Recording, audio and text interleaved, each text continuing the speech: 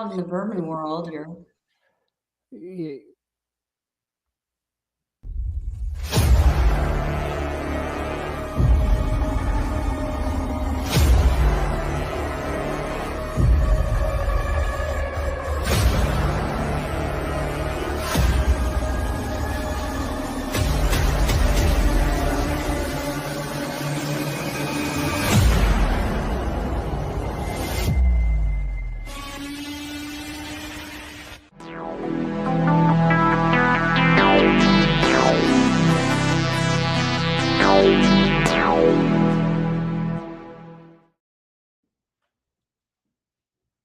Not be much to talk about on the football field these days here in Kansas City, but a lot going on off the field. And what to my wondering eyes should appear but a empty Arrowhead Stadium seat in the place of Noah Groniger, our co-host here on Arrowhead Allies.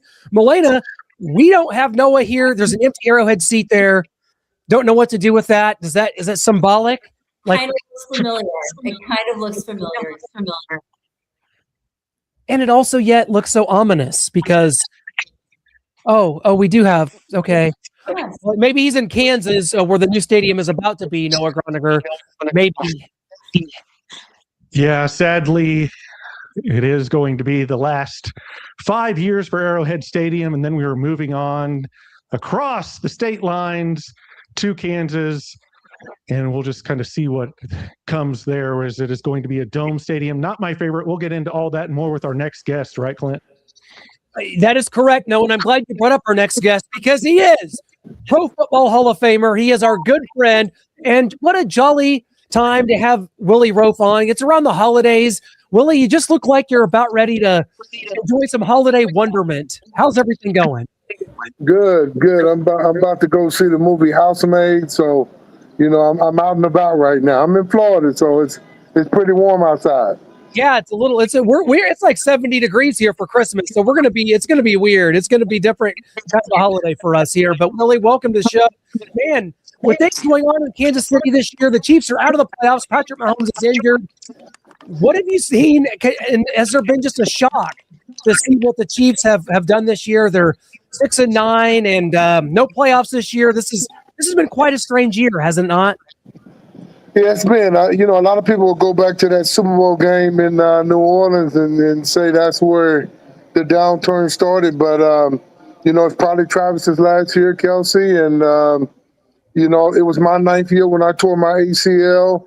You compare his stats with Tom Brady. Tom Brady had 3 Super Bowl wins, just like Patrick right now. And, I got a fresh start when I came to Kansas City. So hopefully Patrick can come back off this knee injury and get back to that form. But, the team just, even without him and Minshew hurts his knee, not being able to run the ball consistently all year.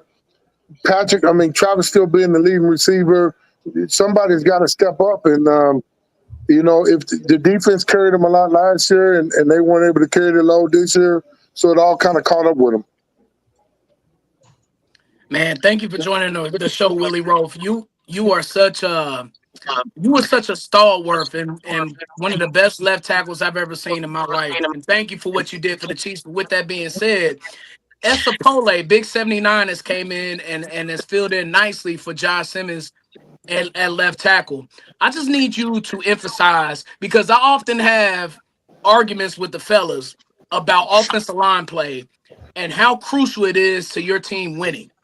With the Chiefs tackle situation that's been going on for the past several years, can you just talk about the importance of those tackles in that offensive line and how much they equate to winning football? Well, it all starts up front. If you want Patrick to be comfortable back there in the pocket, he's got to be able to trust that they're going to be able to get their job done. It's not only the tackles, it's across the line. And I'll tell you, we had some years, my last year in New Orleans, before I got to Kansas City, we lost our quarterback, we lost our running back. We had running back by committee. Mike McCarthy was the coordinator. Our offensive defensive line was able to carry that team to a playoff win. And when I was with Kansas City, we were so solid up front. I was looking at the stats We went when our defense was good. We went to Tennessee one year and we gave up 540 yards. Well, they scored 38 points. We bust the clock. We hit 50. We hit 49 on them because we were able to score points like that. So, and that That was was in Monday Night Football 2004. I remember that. 2004. It was a down year for us, and it all starts up front. And the problem, guys, is the fundamentals of the game. These guys don't get to practice as much. They don't get to put the pads on. None of them come off. I don't see the explosiveness coming off the ball. All this spread. When I came in the league back in early, when me and Will came in, remember, linemen had a problem pass blocking. They can run block. So we worked on the explosive stuff. Then guys got better at pass blocking. We ran a pro-set offense in college, so we were able to pass block and run block. Now these guys cannot run block as well. They don't bend their knees. I don't think they do the drills we did and focused on the fundamentals of the game of exploding your hips and stuff like we did. So it carries over with this RPO stuff, and these college quarterbacks are so versatile. The offensive linemen aren't asked to do as much, and it's hurting their development as players coming into the NFL. Willie, thank you so much for joining us. I'm going to go off the field for a minute, but first, not without saying that you are such a legend still in Kansas City, and we just so appreciate everything you did for the team.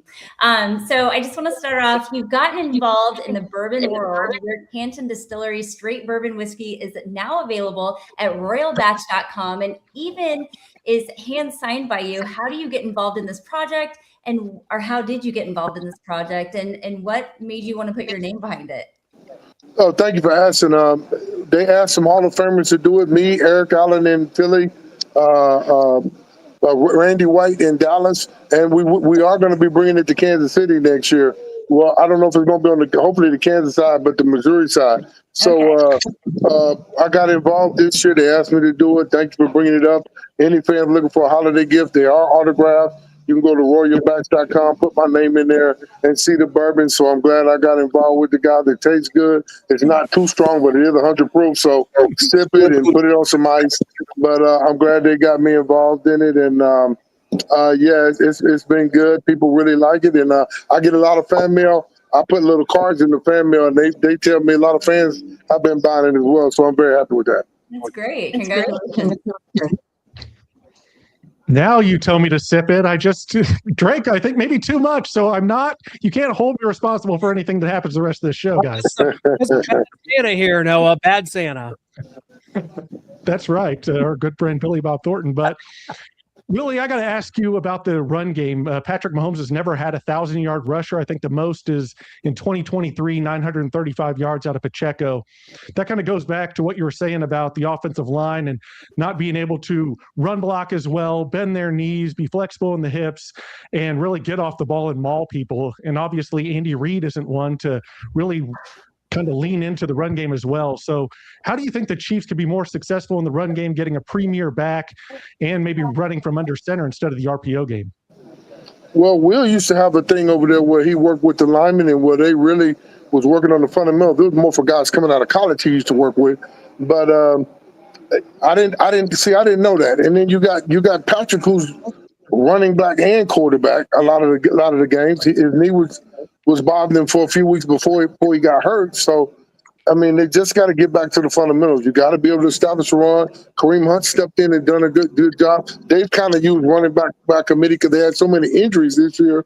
But I think we're going to be looking at some rebuilding. I mean, the left tackle, Josh, left for a little while. He hurt his hand. Taylor had never been hurt until this year. So you have the inconsistency with guys in and out the lineup. You have to be able to stay together, play together consistently for a while. And like I said, for that 2-year span, we didn't miss a game. And then John Tate left the next year. And the third year, us other four didn't miss a game. So it's guys playing together, guys being on the same page. And it's going to be some rebuilding. And they got to get back to the fundamentals. So I just think they got to get back to the fundamentals. These guys have to do more stuff in the offseason to work on their technique and work on explosiveness and coming off the ball. And I think the NFL and the Chiefs should make sure these guys are doing the things to get better every year, you got to care about what you're doing out there on the field. Well said. Willie, did we see enough from Josh Simmons this year? Obviously, he was dealing with a personal issue. He was gone from the team for several weeks. He broke his wrist, unfortunately, on Thanksgiving against the Cowboys and some friendly fire.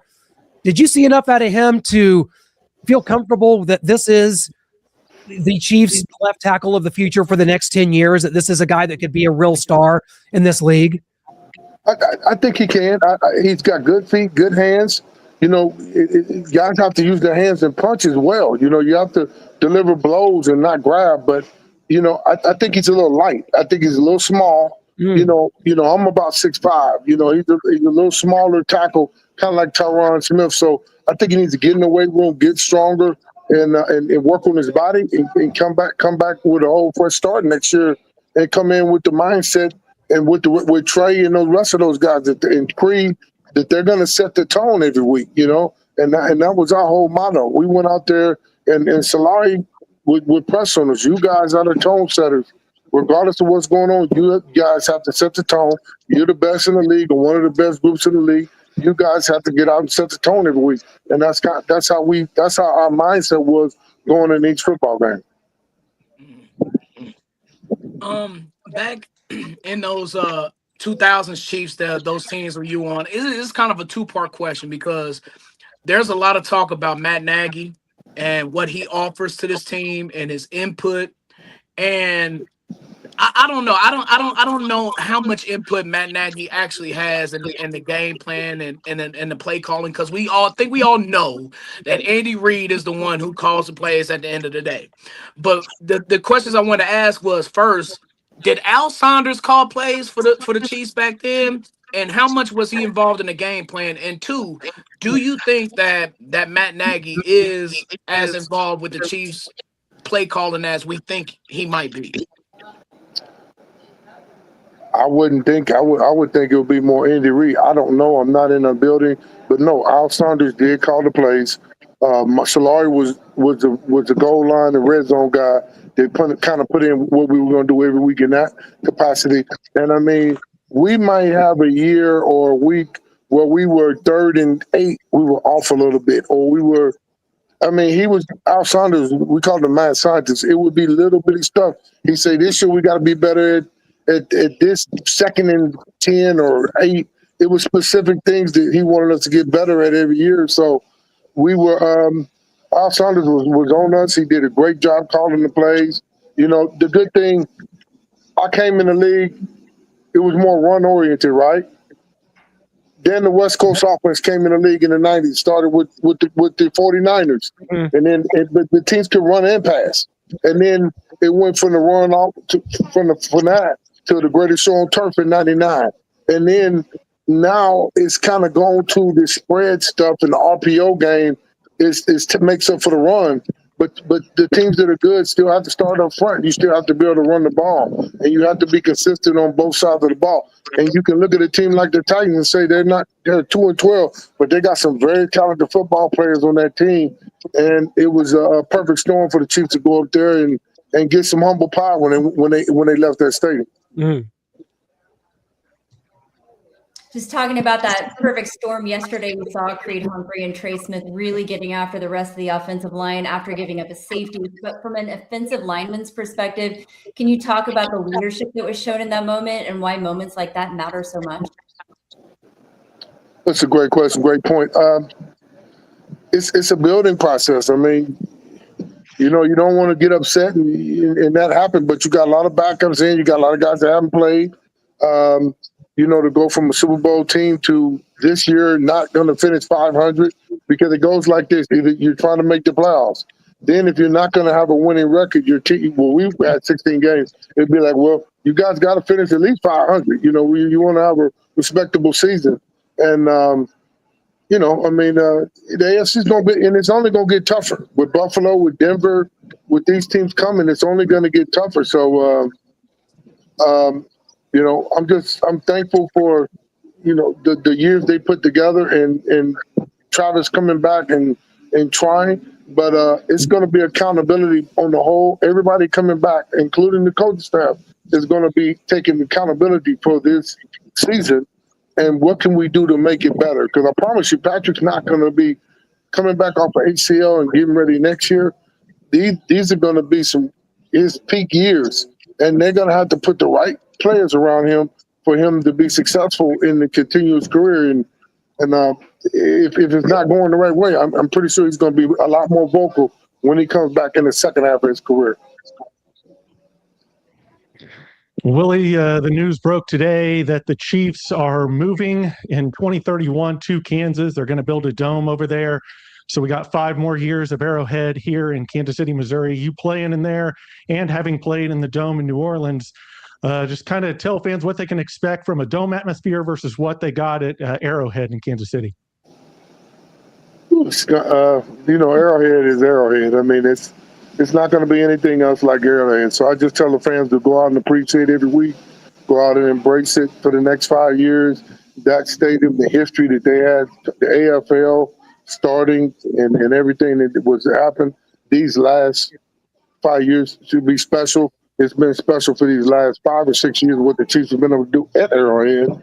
9 years winning the AFC title and going to the Super Bowl 6 times. So, a dome stadium is just different. It's a different feel. It's a lot more. You're inside. You don't have the elements, so it's a lot like being indoors in a mall kind of. But it's going to be fun. But it's not. It's not the same feeling as being outside dealing with the elements.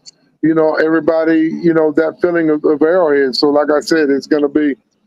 All the names you see around the stadium, that's going to be different. They're going to have to put that in probably a certain area of the stadium. So, and a big question, after that 5-year period, will Patrick still want to play and will he open up that stadium? I would love to see him open up the new dome, and who knows what's going to happen over the next 5 years. So, but we all knew that this had a chance of coming, and depending on that tax situation, and Kansas got it done, and they got the deal done, and it's the ending of an era. But the weather's getting colder in Kansas City than it was when I played there. It always got cold in January, but that playoff game against Miami was real cold. I know they said the '95 game was a real cold one. So, teams, and then they want to host a Super Bowl. I think this is about that, and I think it's also about Kansas City wanting to host the Super Bowl, and they're never going to be able to do it at Arrowhead with that weather. Brian, I see you shaking your head, so I'm going to go to you real quick. I wanted to hop on that because he's right. There are so many factors, including a point that I think is very important to Clark Hunt. We talk about his father's legacy, Mr. Lamar Hunt, and what he was able to do. And what better pleasure would it have for Clark Hunt than to have the game that his father named at his brand new stadium? I just thought this was always in the works for the Chiefs. I thought the Patrick Mahomes, cash cow, Clark Hunt probably thinking, man, I'm probably never going to have another Patrick in my life again. So I need to cash in right now.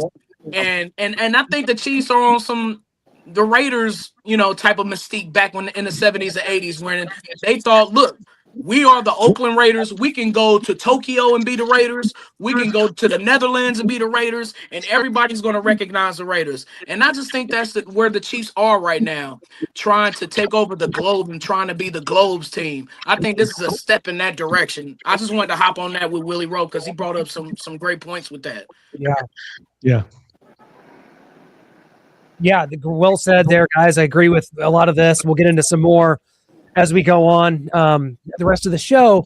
But Willie, my question to you, and we've talked a little bit about before you retiring after the 2005 season, some of the injuries that you were going through at the time. And you were one of those guys that just, when game day came, you could be hobbled all week at practice. And people would always say, well, Willie, I don't know. He's on the injury report. We don't know. And then the game would come and you would be like a pro wrestler, like Big Van Vader, throwing people around like a jobber in the ring. And that was just always stood out to me as just like an incredible, like almost superhero type figure that you were. But how close were you to coming back in 2006? Because Will Shields did come back in 2006. And if the Chiefs had hired, say, Al Saunders instead of Herm Edwards, would that have swayed you in any way to come back? You know what? That's a good I hurt my hamstring in '05, and it was still bothering me. And you saw how Frank Ragnow tried to come back this year, late in the year. When I was running, my hamstring was still bothering me. I don't know how bad it was hurt because I heard it the first week. I missed 3 weeks, came back, and then I heard it again. So I might have had some effects from that. I don't know for sure. But Will came to see me in California during training camp in '06. And then but what's crazy, guys? He came to see me with his foot wrapped. So he came to see me in '06 with his foot wrapped. And I really did want to come back. But, them changing all the coaching staff and that whole situation was a big part of it. Coach Vermeer retiring was a big part of it. And me not knowing if I was going to go out and be able to perform at the level I performed at. And thank goodness to Toradol, vitamin T. We got those Toradol shots every week, guys. So, my last 4 years, I didn't do it early in my career. Really around 2000, I started getting them. But other than getting the massages and going to the chiropractor, getting massages twice a week, every year, I took very good care of my massage therapist, Sandy Miller. A lot of guys went to her and going to see Dr. T, Dr. M, getting the chiropractic care and taking care of my body. But after that last year, man, and I was like, my body kind of told me it's been enough. And then, ironically, a few years later, my back kept bothering me, and I had spinal stenosis, which I didn't understand, and I had to have a 5-level laminectomy on my back in 13 after I retired. Wow. Man, I remember my father used to talk about you specifically with some of your injuries that you had and how the stories that the guys just shared about you wobbling during the week and then becoming Superman when it comes to game day. Do you and you've experienced injuries before, but with Mahomes, like this is concerning to me. I'm gonna be honest with you. And I know we've seen players come back, specifically quarterbacks, come back from ACLs and be just fine. Just from an athlete's point of view in the National Football League where the competition is as highest and you got the best athletes in the world, how long do you think it will take for Patrick Mahomes to kind of trust his left leg going forward when he comes back? Well, if it's an ACL and he didn't do any other, they said there's no other major ligaments. I had ACL meniscus. I had been tearing my meniscus because my knee was bothering me some. The same injury that John Browning had, he had surgery in October. I had surgery after Thanksgiving, and I was ahead of him when I got to Kansas City. I went to see Dr. Andrews. Y'all know about James Andrews at Health South in Alabama, and what he did was he was the best at the time. So when I got to Kansas City, I was ahead of schedule. So I don't think I didn't miss a game in '02. I don't think he'll miss a game. Will he be running as much as he was? I don't know if he'll want to do that quite as much. He'll probably wear some type of brace on his left leg when he comes back, especially that first year. But I don't see the ACL slowing him down a lot as a player. Like I said, he might not run as much as he did before. And I'll tell you guys though, even when I came in the league, when I got tired and lumbered around. Jim Moore thought I was hurt when they drafted me, and then I took off running, and he was like, "No, this guy's all right." So they always tricked me. They always thought I was injured or something was wrong with me because of the way I walked around. I walk around sideways and stuff when I got tired, but I always took off running. So I like running more than I like walking. It's funny. I was on the field with you guys at the same time you were down on the field, and I appreciate, Clint, when you were talking about that superhero kind of stature. And I always looked at you guys in the tunnel, that 50-yard line tunnel, when I'd walk down onto the field, and I think I've never felt smaller. And you guys were always so nice, but always had that superhero kind of magical stature to me. And I always appreciated just how much everybody, even the fans, admired you guys so much. So that was always fun. But I have a quick big picture question for you. Do you think the Chiefs are at a point where they need a complete rebuild? Is this something that can realistically be turned around this offseason? I mean, if Kelsey's retired, I thought about this too. You had Tony drafted in '97. He left in 2007 or 8. Kelsey comes in 13. So for the last almost 30 years, you've had two of the best tight ends in NFL history. they're going to have to draft. I mean, are you going to? I don't know if you draft another Hall of Fame tight end like those two guys, but it's going to be some guys stepping up. Some of these young guys have to step up and take accountability. The receiver core, like some of the linemen. Chris Jones is getting up there a little bit in age on the defense side of the ball. So McDuffie is on the contract year. So it's going to be some changes out there this year. Who do they bring back? The core guys, and it's always turnover in the NFL. Every year it's turnover. So it's getting the right pieces and putting the right guys in place. And Beach has done a great job at that. Can he continue to do it? And some of these young receivers have got to step up consistently.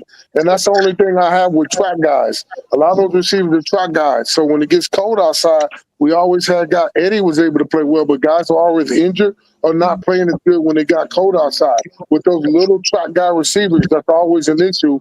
You know, Tyreek was built different, but it's always been an issue with guys that are track guys that are real fast, that are small, playing receiver. When it gets later in the season, when you get dinged up, can they still have the production they had early in the season? Mm. Yeah, well said. And Willie, I don't know if you want to be an offensive line coach, if we can get you in there, but talking about the right tackle situation, we've got Jalen Moore, who we brought over from San Francisco. He's been the backup behind Juwan Taylor, and he's been kind of decent. He's been stable as a backup, but I don't know if he's going to be able to be a solidified starter at that right tackle position next year, especially with Patrick Mahomes already not really trusting the offensive line with so many guys in and out, and now coming off a knee injury. Do you think maybe the Chiefs spend a first or second round pick on an offensive tackle, or maybe dip into free agency again to try to find somebody? Because it seems like Mahomes, we really have to get him to trust that offensive line. I know Brian's been saying it. I've been against it. But Patrick Mahomes is telling us with his play that he needs to trust that offensive line to get him going and play his best. I think they're probably going to draft a guy. I don't know if they got more. They haven't signed up another year. I don't think Taylor comes back at that number. You know what? He made a lot of money the last few years. So with the way he's played and the penalties and everything, I just don't see him coming back. So I think they're going to probably draft a guy, and then you have your left tackle in there, and you have Trey, and guys have to come in the offseason and really come in knowing that, you know, it's on them. They have to make Patrick comfortable. They have to do the job they brought in to do, and really spend a lot of time this offseason getting better and working on the fundamentals that they need to work on, talk to their coaches, and work on what they need to work on so they can come into camp and come in ready to go next year. Every year you have to come in and prove yourself. Every year you start over in the NFL. That's the business. So what you did last year, think about it. They won the Super Bowl. They won it a couple of years ago, and now look where we are 2 years later. So it's the NFL, man. It's a tough business, and you got to be ready to play every year.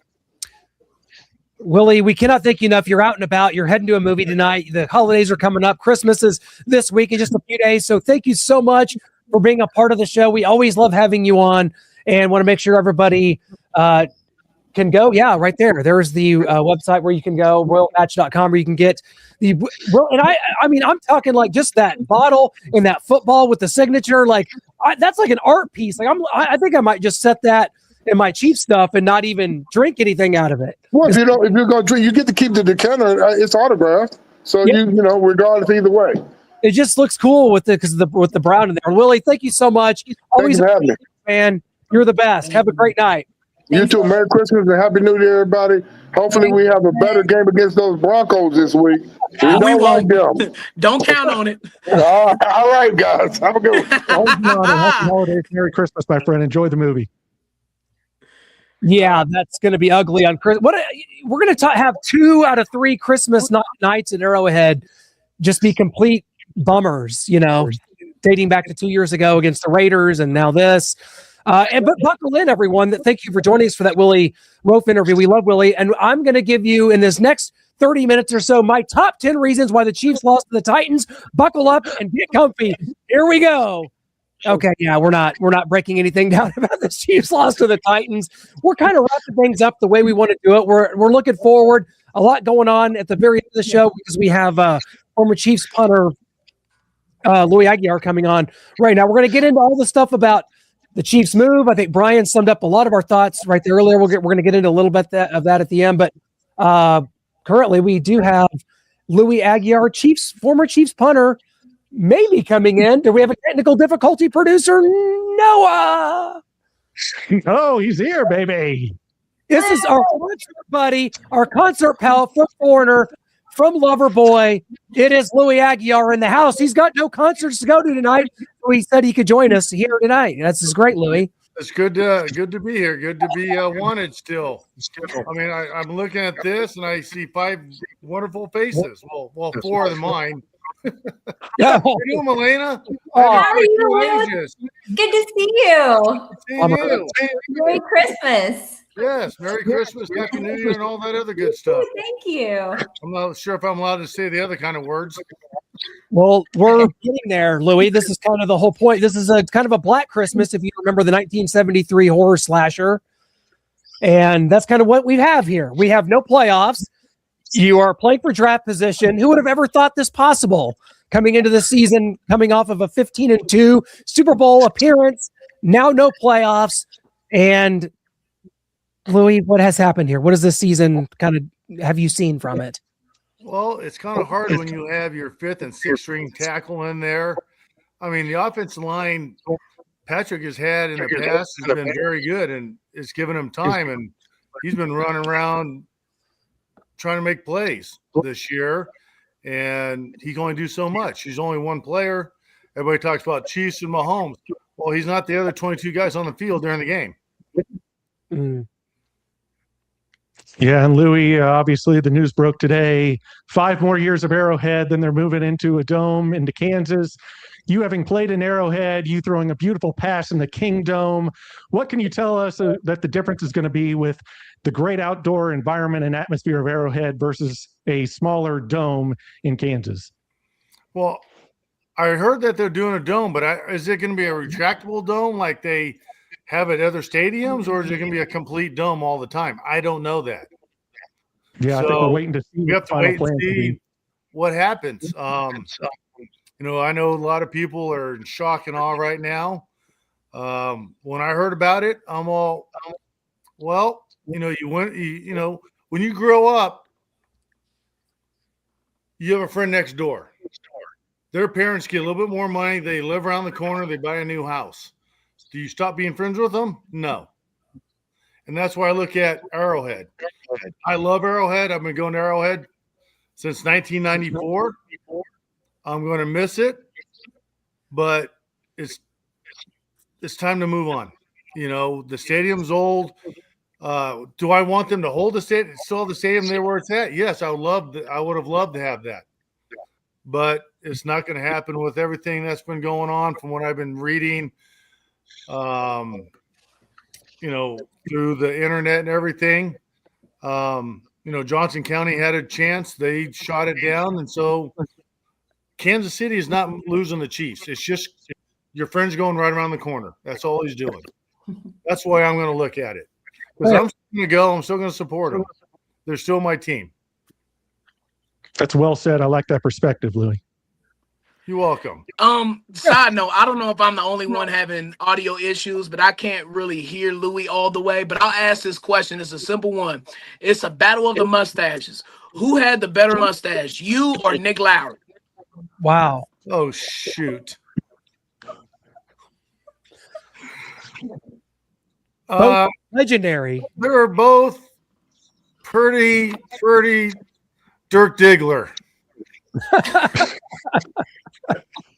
I loved it. But I mean, yours is. I'm sorry. I got to go with Louie. I'll throw my. Mine looked pretty good. Mine wasn't as 60-ish stash as his was. So I think mine looked a little better. Yeah. First of all, how are your children doing? Everybody doing well? Oh my gosh. I'm a grandfather. Oh, congratulations. I didn't know. I'm too young. I'm 59. We're 25, Lou. Let's just get it. Let's just call it what it is. My oldest son is 27, and he's married and has a real good job up in Idaho. Him and his wife made me a grandfather this summer. June 25th, she was born. Her name is Miller Marie Aguiar, and they go by Millie. So sweet. And that's my oldest. And then my daughter is 20. She'll be 22 in February, and she'll be graduating from College of the Ozarks down in Branson, December of next year, a year from now. And my youngest son is 17, turning 18 in January. And he is a phenomenal trap shooter. Last summer, he was down at the Grand. I don't know if you've ever heard of the Grand. It's a big trap shoot down in Sparta, Illinois. And they have people that come from all over the world for this. And one day, out of 1,048 participants in handicap, he won it all. And he beat people from Europe. He beat everybody. But I'm proud of that. But I'm most proud that he's enlisted into the Coast Guard, and he wants to be a rescue swimmer because he's a very talented swimmer also. And he swims on a high-class team called FAST, F-A-S-T, Flyers Aquatic Swim Team or something like that, across the river, because he's not that much Mexican like me, so I don't swim very well. He swims great. But no, he wants to be a rescue swimmer, and I watched the movie The Guardian, and that's going to take a lot of heart to get there, and he really does. So I'm looking forward to him doing that when he graduates high school this summer. He's already enlisted. He'll be going to boot camp. I said training camp, boot camp, in August or September. So all my kids they're doing wonderful. Thank you for asking. So much to be proud of, and I know they're good kids too. I have not seen them, or I haven't heard an update in a while, and I know they're wonderful kids. So congratulations. Well, I appreciate it. Yeah. So special teams have really been a disaster for the Chiefs all season. From your perspective as a former punter, did this be the end of the road for our special teams coordinator, Dave? Andy doesn't let go of his people very often, and it's good and bad. But, their punting situation arises a darn good punter. I enjoy watching him punt. He's good. Harrison struggled. He's been struggling, and they need to be able to figure out what's going on. Mm-hmm. From what I've noticed over the years, when he was kicking really well, he never fell down to his left knee. When he injured his ankle, was that 3 years ago? 4 years ago? 3 years ago, he injured his ankle, and he couldn't stay up. So he started going down to his knee when he place kicks. And then he injured his knee last year, and he had the meniscus problem, and he had to have surgery on that. He needs to get back to what got him there and go back to his technique to be a better kicker. And Dave should know that. He's been around him a long time. Will they say goodbye to Dave? No. Should they? They might need – one thing I talked to Mike Webster when Webby was alive. He goes, a lot of coaches, after about 10 years, get stale, then you got to move on. And I see that with some of the coaches with this organization. They've been there a while. It's time to move on and get some new blood in there and get some new ideas. Sounds like a big rebuild this year. Yeah. Across everything. I've got an idea, Louie, and you're someone that's coached special teams. You've been a coach, and you understand all the positions when it comes to special teams, when it comes to kicking, punting, long snapping. And so my question to you is, with football being kind of at its all-time height, I mean, NFL keeps growing, it's growing globally, that why aren't more kids growing up specializing and just like working on punting, kicking, and long snapping, as that being a way to really, come out to the forefront, exert themselves on their high school team, and they have a better shot at college scholarships. Specializing in those positions could be key. And yet, no kids are really doing this, going out there and learning coffin corners, learning how to place kick, learning how to long snap, and just getting the reps in. Why isn't that happening more? Because I feel like that would be like a really good track for someone that wants to play football and wants to learn a real skill. Yeah, I see your point there. But when you see quarterbacks making 55 million, 60 million, then you see the punters making, the top place kicker, Buckner's making 7. So they want to go and make the money, and top receivers are making 30 million, 40 million. They're making a lot of money. I wanted to play quarterback coming out of high school, but I knew my forte was not quarterback. I could throw the ball a long ways, but I could always hit the receiver. So I knew kicking. I kicked in high school. I fell back on that, and that's what I worked on very hard. And when I used to do my camps, you all know that, you've been there. I had a lot of people there that wanted to do punters and kickers. But one thing I see in the NFL, there's only one true kicking coach in the NFL now, and that's Randy Brown in Baltimore. And what do they have? They had Tucker. Now they got this new kid. I don't know his name. Tyler. Yeah. I mean, he's doing a really good job for him. That's one thing. I talked to the Jets when they brought me in to work with their guys. They're all, what do you think we're lacking? I said, you're lacking a coach who's played the position, punter. I also kicked off. I kicked field goals. I held.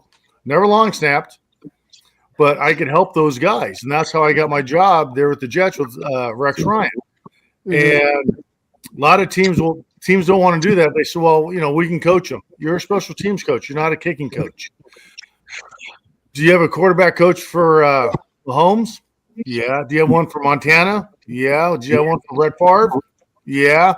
Why don't they bring one in for punters and kickers to keep them dialed in? Because when I was with the Jets the year before I got there, they struggled a little bit with Steve Weatherford and Falk. I come in the next year.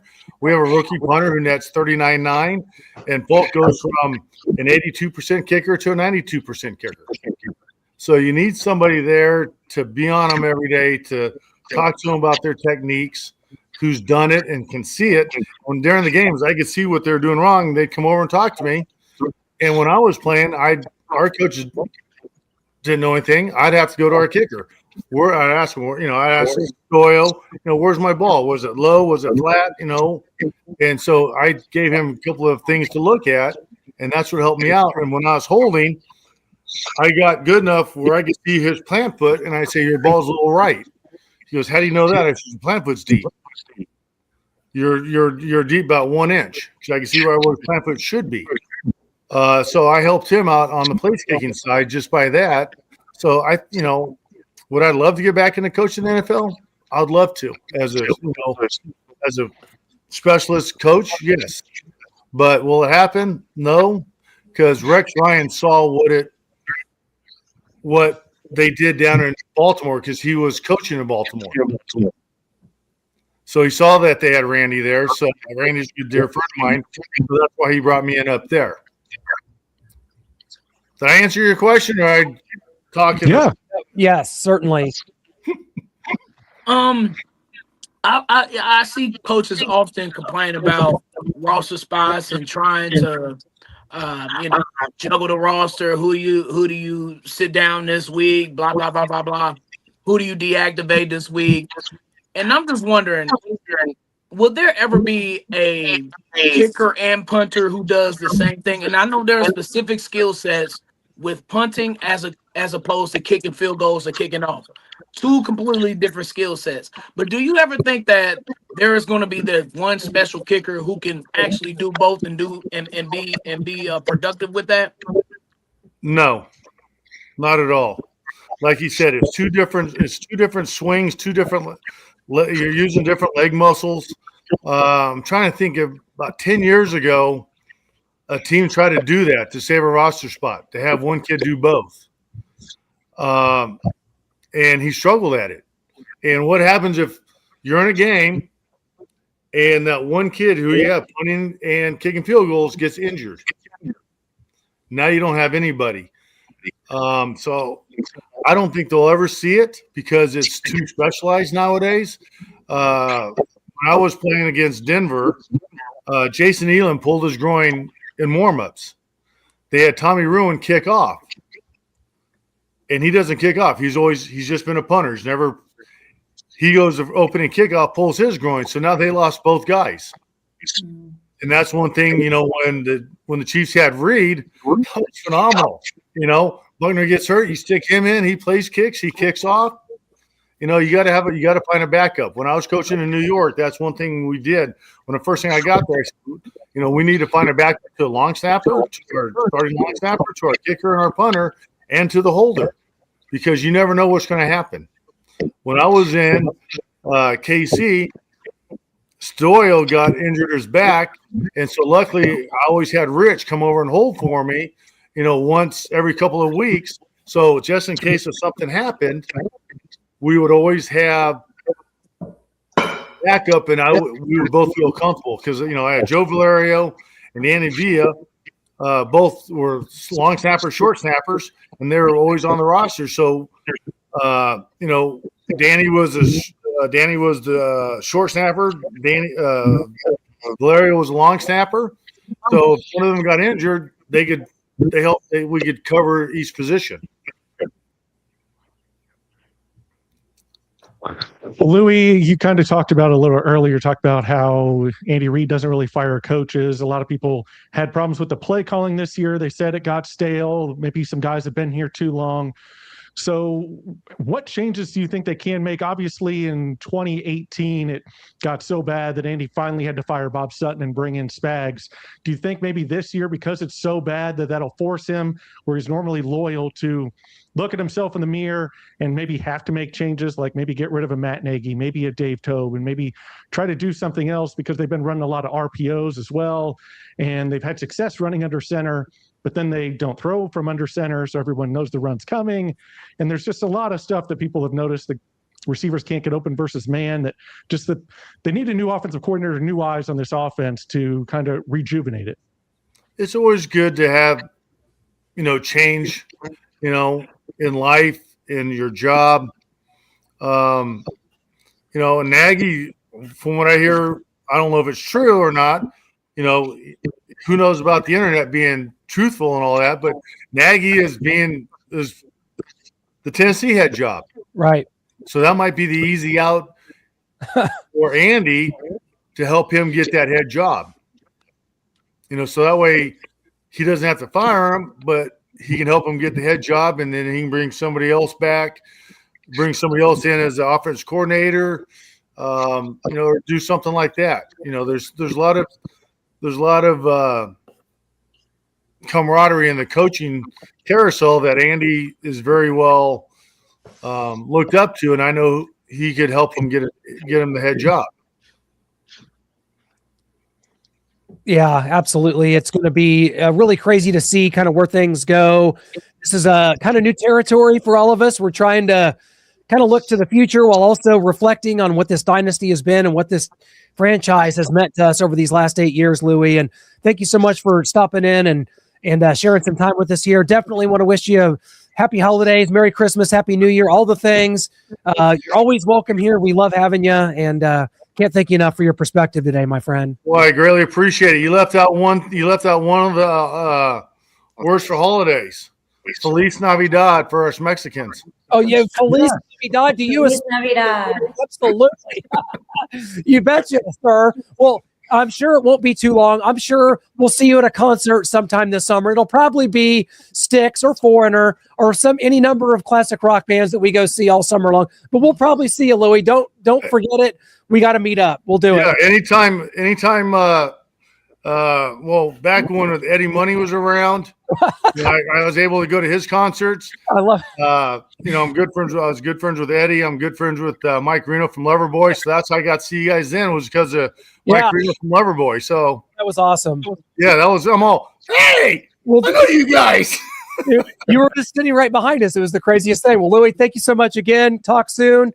And thanks for having me. You guys all have a great night. If you ever need anything, I'm here for you, and I'm looking forward to. Can't Christmas Eve game, but you know, even though the season's going is dwindling down, you can never count them out. That's right. That's right, Louie. Thank you Absolutely. so much. It's always an honor, my friend. Feliz Navidad. I There didn't it know is. he was Hispanic. I thought Louie Aguiar was I thought he was Italian. Italian. I always thought he was Italian growing I up. didn't know that he was Hispanic. But Italian look, kind of the Jerry curl and the mustache. And Yeah, and his name is Louie. that's true. Oh, we go to that first. one of those great alums, and I think Milena, he was still there. Obviously, Louie was there. I didn't know that you knew Louie very well from his time and your time. Yeah, well, he had married a friend of mine, a former Miss Missouri USA, Terry, who's a wonderful person too. So, and they had some beautiful kids together, and it's kind of a small world, and so I know his ex-wife better than I knew him, but such a sweet family. All those Miss Missouri USAs, they got to find their way to someone. Unfortunately, not for us, but that's okay. That's okay. It's Christmas season. We're just grateful and happy for the things that the good Lord has bestowed upon us, both personally, professionally, and with the Kansas City Chiefs organization. And, we're just trying to navigate these new waters. So I guess, as we bid adieu here, I just kind of want to go around, and Milena, I just kind of want to start with you. Me? And I want to get everyone's take. We Brian had some really good perspective, but I want to kind of go around and just have everyone say one thing about this move to Kansas. We got 5 years of Arrowhead, and just kind of what Arrowhead means to you and your willingness for this change to happen. Milena, start with you here. I feel so blessed to have been a part of Arrowhead. I feel like Arrowhead kind of built my career. I started off there, and I faced all of my greatest fears as a host. Just speaking live in front of 79,000 people was scary when they said, we want you to go out in the middle of the 50-yard line and welcome everybody to the stadium. And then they asked me to interview the fans out in the tailgates. And I feel like that's how my career started. It's what built my reel. And I am so Arrowhead will forever be a part of who I am, and I love the environment there. I think that the fans, the Arrowhead fans, there's nothing like a game at Arrowhead Stadium. And I said that at the beginning of the podcast here in the beginning of the year. There's an energy that only Arrowhead has. You could go to any Super Bowl. It will never be the same as Arrowhead Stadium. And I only hope that the fans take that to the new dome. And I think that they will. I don't know what's going to happen, because if you've ever tailgated in those parking lots, which I've interviewed a lot of those people, there are people who they have claimed lot M, they have claimed lot O. They get there at 6 a.m., they're drunk by 8, but they will find their spot. And that is like their home. I don't know how that's going to work. Like if there's going to be a lottery, like we claim this section of the parking lot and that's our place. So that's going to be interesting for the fans.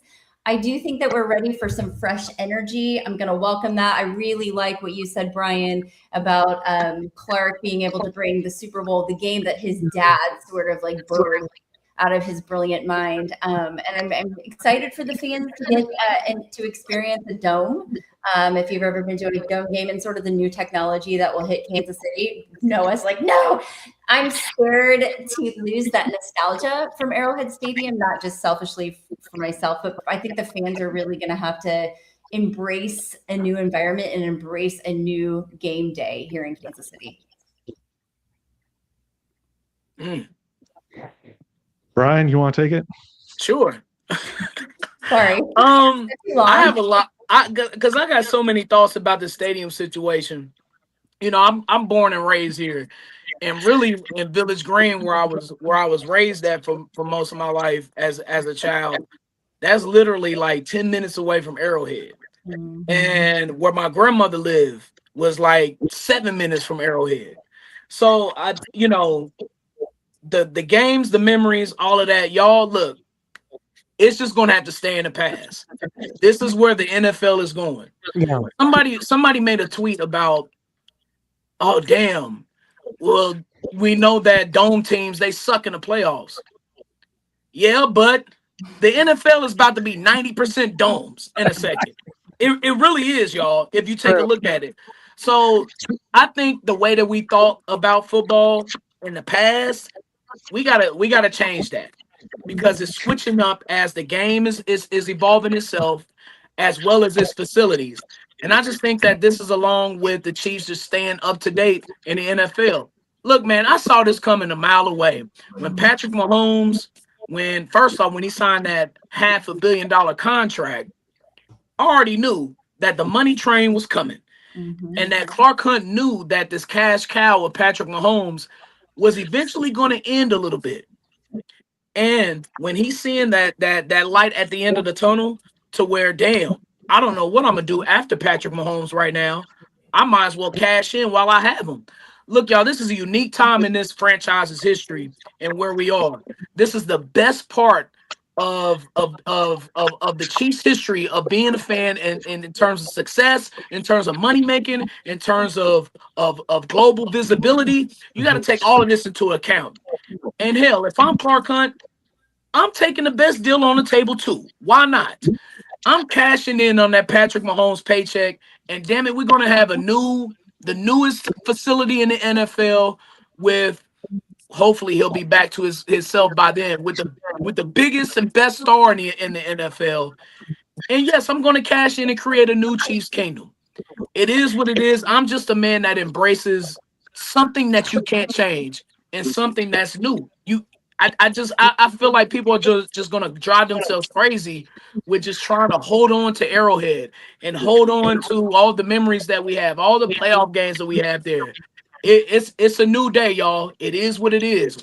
You should have saw this coming a mile away. Whenever first off, the NFL is getting global money now, and what's better than a little bit of money? Getting some new money. And you already know how Clark Hunt operates. And we've held on to Arrowhead. It'll be at that time. It'll be what, more than 50 years, almost 60 years at that time. It's time for something new in Kansas City. I hate for it to leave Missouri. That's a whole. I could be on here for 30 more hours talking about that with the leadership in Kansas City and the failure that Frank White was with leading this thing. That's a whole other conversation for another day. I just want to say, KC Mo residents, you got to embrace this thing because Kansas City is bigger than just KC Mo. Kansas City is Grandview. Kansas City is Lee Summit. Kansas City's North Kansas City. It's Overland Park. It's Olathe. And this is my last point before I stop because I know I've been jibber-jabbering. This is my last point. For people who's holding on to this Missouri versus Kansas thing, it's bullshit. You want to know why? Because when people come from out of town, they don't know the difference. They don't know the difference at all. And trust me, I'm really talking to myself a little bit because I was like that probably about 8 to 10 years ago. Like, I don't want to go to Kansas. I don't want to be associated with Kansas. Hello, when I'm telling you, this is why celebrities get booed when they come here and when they say, "Oh, what's up, Kansas?" They do it all the time. Every artist does this. But now it's because they don't know the difference between, they don't know if Overland Park is KC Mo. They don't know if Grandview is KC Mo. We're all KC Mo, y'all. It's one Kansas City, and the better off we'll be better off the more that we accept that as being one Kansas City with all of the parts and our 2 million plus residents. And thank you, Brian. And can I just add, when I was interviewing all those fans, we had a lot of people from Nebraska. We get those Nebraska football fans down here. Everybody is Kansas City when they get to cheering on the Chiefs. If you go to a game, it's just all Kansas City. It doesn't matter at that point. And Brian, I just have one quick thing for you. Do you think this was orchestrated by Clark Hunt, the lackluster renovation deal? Yes! Thinking maybe. Yeah, I'm glad you brought that up because if you go back, y'all, it was an iPhone update to Arrowhead. The renovations they put out. What was that? 2 years ago, almost. When they were trying, and I'm glad you brought that up because if you notice at the very tail end, like it was like a week before the election in April of 24. All of a sudden now we hear Travis Kelce and Patrick Mahomes trying to get the players and trying to get them involved in this campaign. I just think that Clark Hunt saw this from the start. I don't think he ever wanted to stay in Missouri. I don't think he wanted to renovate Arrowhead again because we had renovated in 09. So I think from the start, Noah, I think you nailed it. He wanted to go to Kansas and get this brand new dome from the start. Yeah, exactly. And just real quick, I'm not on like Missouri versus Kansas. I didn't, like I've told Clint before, I don't care if the stadium was on the moon. I just wanted it to stay Arrowhead. I'm going to miss Arrowhead. I'm going to miss the outside environment, experience, atmosphere, tradition, history of Arrowhead. I don't like domes. I don't want to be in a dome. It's a sterile atmosphere. I think it's less than. I don't like watching it on TV. I don't like the aesthetics of it. So I'm just not into this domes. But like Brian has said, Clint's told me before, that's the way of the NFL. That's the way this is moving. Pretty much almost everything's going to be a dome. So Yeah. bummer for me. Yeah, no, Brian, what you said, I couldn't agree more. I don't have a whole lot to add because 10 years ago, if you would have said, hey, the Chiefs are going to move to Kansas, I would have fought it. It would have caused literal mental gymnastics that I could not have gotten around. It would have cost me sleep at night thinking about that. I've grown up a Mizzou guy, cover the Missouri Tigers to this day. I'm leaving on Christmas Day to go cover the damn Gator Bowl as Missouri takes on Virginia in a meaningless game, okay?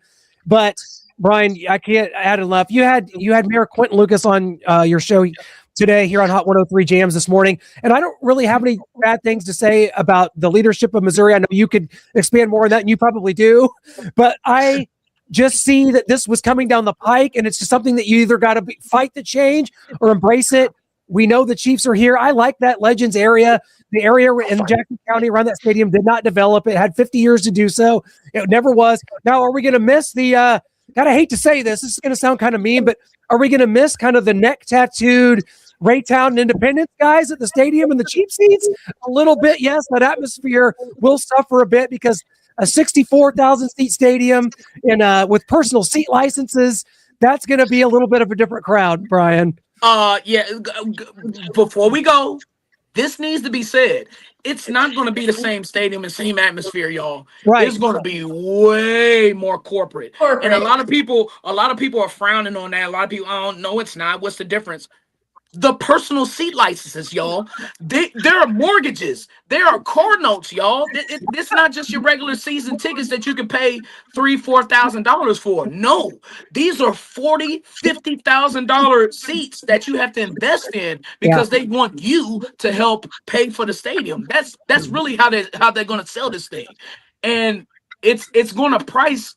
I'm telling y'all. Unless the Chiefs are where they are now and the late season tickets are on sale how they are now, y'all, I don't think people are going to I don't think they're taking serious enough the type of atmosphere. It's going to be wine and cheese. It's no more. It ain't going to be no more of the Arrowhead that we see now, where you can bring cardboard boxes in and blankets and stuff. No, it's going to be totally different. It's going to be like SoFi in Southern California. Exactly. Yeah. And they probably need that because they're talking about like the entertainment around the stadium. There's nothing around Arrowhead. Now there's going to be stuff. And I'm like, you're going to the game, you're tailgating, you're at a game the whole time. I'm not wanting to go to Dave & Buster's after the game. I want to go home and relax. There are a lot of people that want to, though, Noah. If they're drinking all day at the tailgate and then in the game, then they come out and they want to go to Dave & Buster's, and you have innocent parents that were not part of the Chiefs game. Just we're out here with Timmy and we're trying to enjoy Dave & Buster's. And I got a drunk fan. Timmy, run! They're coming. Oh my God. That's just some little food for thought, everybody. Thanks for tuning in today. This has been wonderful. All the comments and for Willie Roaf, Louie Aguiar. And I just, want to wish Milena and Brian, you guys, a very happy holiday season. Can't tell you what you guys mean to us personally, because last year at this time, I wasn't really having a very Merry Christmas. I really wasn't wanting to be here talking the way we are now, let's just say. But my heart is warm and full thanks to you two, and that's all year long. And that's all the worst season we've had since 2012 up in this biatch. And thank you guys so much. Thank you for having me. It's been an honor to sit amongst the three of you and your genius. I am not a technical football discussion panelist, but I have loved and I have learned so much from the three of you. So thank you for letting me be a part of your little family here. Warm and fuzzies for Christmas, guys. I love that. That was Christmas gift enough for me to hear you saying biatch. That's my Christmas gift. I appreciate it. Thank you. Come out even like in remotely like I wanted it to, because like I was like, my mom might be listening. I got to alter it, but yeah, we did what we did. We do it. Merry Christmas. Merry Christmas, Steve Ledbetter, Vincent DiCarlo, John Harrison, everyone who's been in here tonight, Jeffrey Lyon, Elena, Richard, G. Pick. Appreciate each and every one of you for commenting and enjoying the show. And like Clint said, our guest, Willie Roaf, and the great Louie Aguiar, the tackling punter he put on his name. So we want to wish you all a happy holidays, Merry Christmas, stay safe, stay blessed, and until next time, go Chiefs!